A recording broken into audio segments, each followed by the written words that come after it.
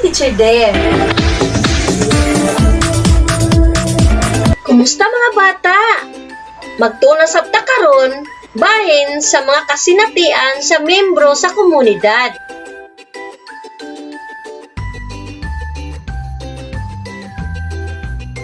Mao kini ang akong komunidad. Eskwelahan, panimalay, simbahan, ospital, park, merkado. Ug karon mga bata, nako istorya sa inyo ha. Mga kasinatian ni Mayi isip miyembro sa komunidad. Ako si Mayi, 5 ka tuig ang akong edad.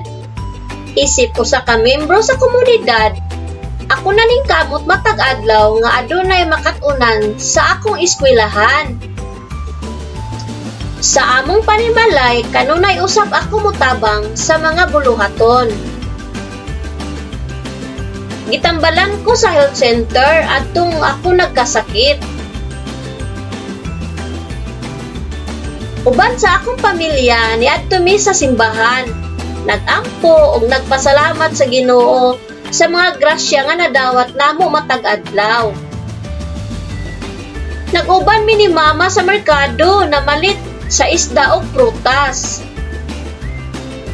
Sa parke o dulaanan, kami nagdagandagan. Malipayo nagdula-dula uban ang akong mga higala matag adlaw human sa pagtuon og mga buluhaton. Sa among barangay nitabang ko og panilihig aron limpyo og hapsay ang among palibot. Ikaw, unsa imong mga kasinatian isip usa ka miyembro sa inyong komunidad? Ano na ba kita'y pagkapareho? Aduna kita'y mga kasinatian isip miyembro sa komunidad. Sama sa istorya sa bata nga si Mayi. Siya nag-istorya sa iyang mga kasinatian isip usa ka miyembro sa iyang komunidad. Daghang mga paagi aron mahisgutan sa mga bata ang ilang mga kasinatian sa komunidad diin sila nagpuyo. Ang komunidad gilangkuban kini sa mga lugar sama sa eskwelahan, institusyong maghatag og giya sa mga estudyante, panimalay, Pinoy-anan diin nagtinabangay sa buluhaton ang miyembro sa pamilya. Health center, balay tambalanan sa barangay, simbahan, lugar alang sa mga reliyosong kalihukan. Parke o dulaanan, lugar alang sa dulaanan, kalingawan, o pagpahulayan sa katawhan.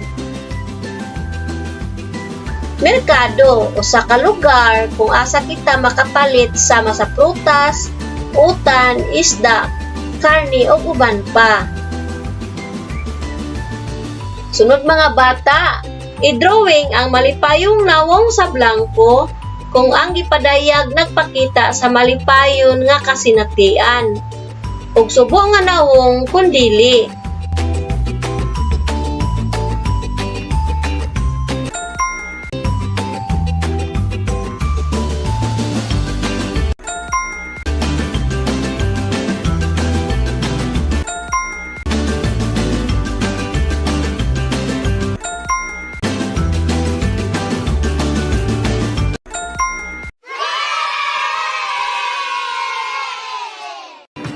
Karon mga bata, mao ni inyong performance task. Tabangan mo bisan kinsa inyong kauban sa balay. Community tour.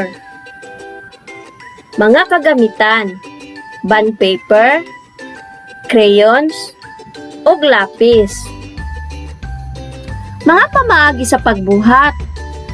Gamit ang lapis, mag-drawing sa bond paper o mga lugar nga imong naatuan sa komunidad. Kung dili pa kabalo ang bata mag-drawing, tabangan ni mama o papa. Paghuman og drawing sa mga lugar nga imong naadtuan sa komunidad, koloran kini gamit ang Crayola.